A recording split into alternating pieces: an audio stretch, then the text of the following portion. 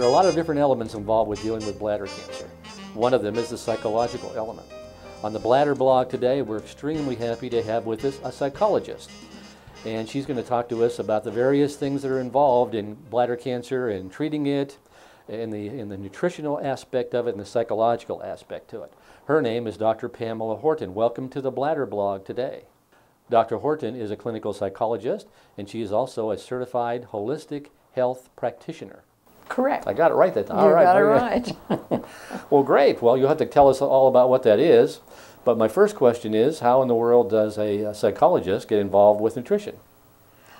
Well, I first became interested seriously in nutrition when I myself was diagnosed with kidney cancer and lost a kidney to cancer. After that, I took it real seriously about what are some natural things that one can do to support their basic health. And I was also studying for my Ph.D. at the time in clinical psychology, and subsequently received that degree and began to practice. And what I did learn is that through my own research and study is that many nutritional elements go to support our mental and physical health. Our moods are supported by nutritional elements. So in an effort to help my clients in the very best way possible and as quick as possible, I often introduce nutritional elements for them, as well as do the regular more traditional kinds of psychotherapy. Mm-hmm. So you are what you eat. You are what you eat, and you feel what you eat. Interesting. We're learning that good nutritional practices are critical to stave off cancer, but today many people eat at fast food restaurants. So how do you deal with fast food restaurants and still be able to have a good nutritional lifestyle? Well, fast food restaurants are here to stay. We're not going to see them disappear from the face of the earth anytime soon, and most of us go to fast food restaurants more than once a week. The best thing that I can advise is stay as close to the natural state of the food as possible so that you recognize exactly what you're eating. Vegetables are pretty easy. Salads are easy with as a minimal amount of dressing on the salad. If you have meat, have the meat as close to its natural state as possible. In other words, if you're going to have a chicken breast, have it look like a chicken breast, not like a smushed chicken part. Because you never know what's been added in to those amalgamated parts of a chicken, like nuggets and those kinds of things. There's all kinds of things added in. So as near to the natural state as possible will be the healthiest way you can eat at a fast food place. Supplements are an interesting word we hear, and a lot of people really don't know what they mean.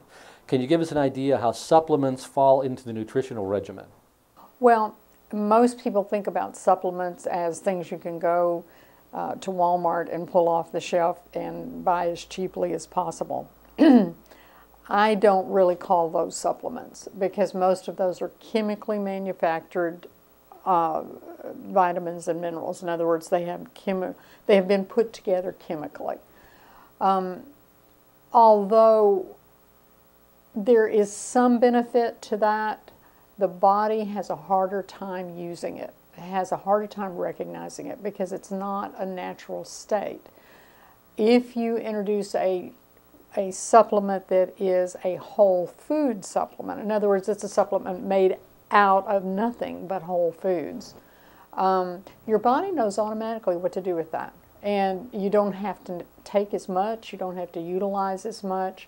The body just takes it in and says, wow, I like this. Whereas with a chemical compound, let's say a vitamin C, the body has to take it in and say, well, let's see now, well, it looks kind of like this and it looks kind of like that, and it finally makes decisions, but it's had to work harder and it's not as efficient.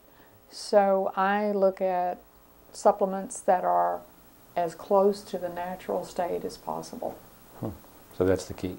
Yeah, I think it's absolutely the key. Why do you think it is that the medical community doesn't really seem to buy into the nutritional supplement thing? They're just not trained in it. In their training, they have so many things to learn in a short period of time.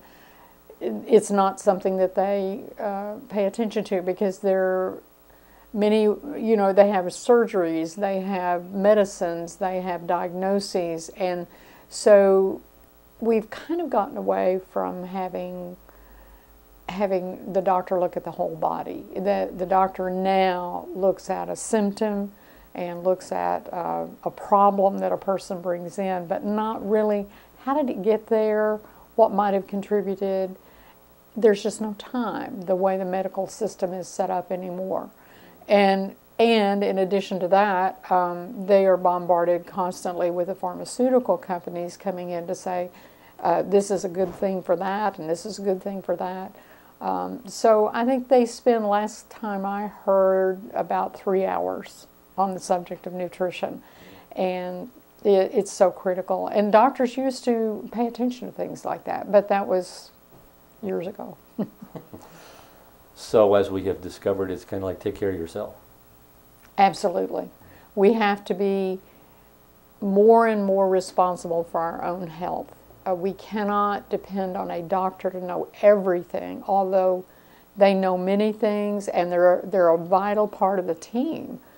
But they don't know everything, just like a psychologist doesn't know everything. A nutritionist isn't going to know everything. So you're looking for a good team to work with, especially when you're dealing with something like bladder cancer or just any physical illness. If someone were interested in pursuing this, what's the best way for them to find a reputable person to help them?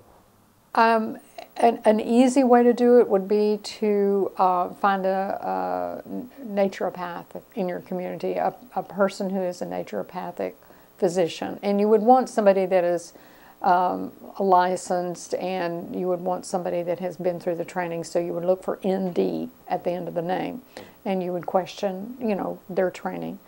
Ph.D. people, there are many Ph.D. people that are trained in nutrition. They would be nutritionists. Dietitians to some degree, they are pretty well ensconced in my opinion, and I may be wrong about this, but my opinion is they're pretty well ensconced in the government food triangle as this is the way it ought to be, and we know from research that that's not necessarily the way it should be. One of the causes of bladder cancer that we understand is smoking anything. And to quit is obviously the solution, but what if people don't think that the risk is worth the trauma of quitting? Are there easy ways to stop? No. Oh. Okay. Smoking is one of the most difficult habits to break. It's not so much the chemistry that's difficult. You know, nicotine can be overcome fairly easily, just like alcohol can.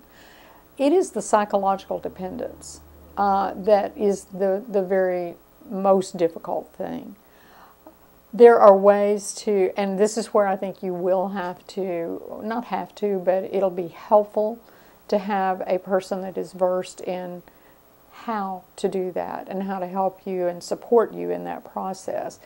Hypnosis is one tool that can be utilized by a trained clinician. I don't just suggest you go out and find a hypnotherapist, but I suggest you find someone who is a clinician, Ph.D., LPC, that's been trained. There are other tools within the psychotherapeutic toolkit. EMDR is one, eye movement desensitization and reprocessing. Cognitive behavioral therapy, and thought field therapy, TFT. Another offshoot of that is EFT, emotional freedom technique. All of these tools do require a trained practitioner, normally either a psychologist, licensed professional counselor, or master's degree social worker. Those are usually the people that will be trained in that. And so yes, it will require an investment in time and money and effort. Even with those tools, it will be far worth it to avoid the trauma of cancer, lung cancer, That's the one we all know about. But this bladder cancer business, as we've both determined, is insidious. It's just not something that you think about. It's not even something you think, how could smoke get to the bladder? Well, it gets there through the kidneys, through the liver, through the lungs, and right on into the bladder. So all the chemistry that's of anything that we put in our bodies, anything goes through the bladder. And so that's why we have to be very careful about what we put there. And so I think quitting smoking is well worth the time, the effort, the investment in order to have better health in the future. I would agree. I bet you would. As a trained psychologist, nutritionist, and my wife, you've been quite well exposed to this bladder cancer thing. What have you learned in the process? I don't think it's so much what I've learned as what's been reaffirmed.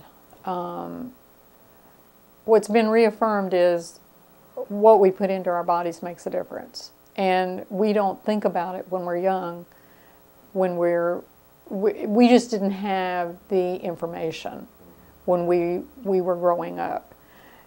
And I don't think most young people really pay attention to it. We could sit here all day and talk about it, and young people would feel invincible.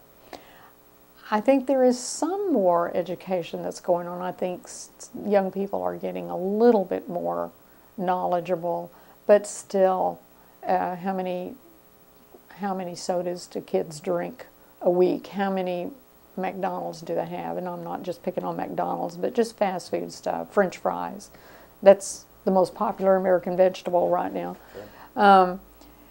So it is reaffirming the fact that whatever we put in our bodies has an effect. It is not innocuous. The fact that cancer is a tough one. It's an ever-changing process, and the cells are very smart about survival. And so you really have to be smart in your working with it, and you're using every tool available: mental health, physical health, spiritual health. I think the spiritual health component is exceedingly important because I think that brings in an element that's even more powerful than the nutritional and the medical element. And all of that is just exceedingly important. Having a good sense of humor is wonderful. That's part of what your book does, I think, is it brings out that dark humor, if you will. And but having a sense of humor about what one is going through and the difficulty that one is going through is very important. It is important to have people who support you as a cancer survivor. It's important to have your medical team, your nutritional team, your mental health team. Everything is important to create that sense of health and well-being. So it is just that it's a job. It's a job. That's a good overview of the psychological elements of the cancer. What could you give us one little pearl tidbit psychologically as how to stay ahead of bladder cancer? To stay ahead of it, are you talking about once you're diagnosed, or are you talking about either way? Either way. Yeah. Well, let me talk first about once you're diagnosed, and maybe all of this would work in the same way. First of all, as we've already talked about, support your body in healthy ways and do healthy things. Think healthy thoughts. Thoughts that are uplifting, thoughts that tend to, I'm not talking about being a Pollyanna or goody two-shoes or anything like that. I'm talking about how is it that you approach a day? How is it that you approach a situation? Do you approach it with I can conquer this, I can do this, or do you approach it with, oh my God, it's going to kill me? So you want to approach it with a sense of strength, a sense of action, a sense of can-do. And I think that goes through all of your life. I don't think it goes through just cancer, but anything you undertake. Approach it with a sense of can-do. Approach it with a sense of spirituality. Whatever your spiritual practice happens to be, go to that higher power, that God or whomever you believe in, as a source of strength and wisdom and support. Even incorporating that into your body, just thinking about how that spirit moves through your body and helps your body to be supported and healthy, and can clean out stuff that you don't need or want, and that could be physical, emotional, cancer, or whatever. So working with yourself in that way to literally visualize your body being clean and clear. Clean and clear. If there's a specific area, clean and clear. Writing, I think, is very helpful because it gives a way to process feeling. And men especially are really often reluctant to come in and do any kind of psychotherapeutic work, unfortunately, because it can be very helpful. But to write about what's going on, and I think that's one of the things that you've accomplished with your book. It's been one of those kind of things that has helped you. You don't have to write a book, but you can write in a journal, or you can just write notes to yourself. Or you write notes to God. You can write notes to your spiritual support. Those kinds of things, I think, are very helpful. And never, ever be afraid to admit you're afraid, because we all get afraid. And so to be able to admit that and face it and go on. And certainly, as a psychologist, I'd say, call one up and start working with somebody to go through this process to help. And any and all of those things would be good, whether you're diagnosed with anything or not. It's just a good way to live. Lastly, you're a very important part of the book, and how do you see the benefit of the book, the best use of the book, and would you recommend it to your clients? Oh, absolutely. I'd recommend it to my clients. I think it's a great book that is a wonderful overview, and I'm not saying it's a great book just because it's yours. I'm pretty practical about things like that, but I think you've done a really good job of talking about the process. And I think for people who are actually having to go through this process, they will identify with this thing. They'll get it. And it's kind of like, oh, somebody understands it. Oh yeah, been there. And it's kind of like group therapy without having to attend the therapy session. So I think that's for the person who is going through it, or their partner or spouse or friend or whoever is going through it with them. I think it can be exceedingly helpful, especially even for that other person that's not going through it. It helps them to get a sense of, hey, this is part of what it's like. I think it's a good read.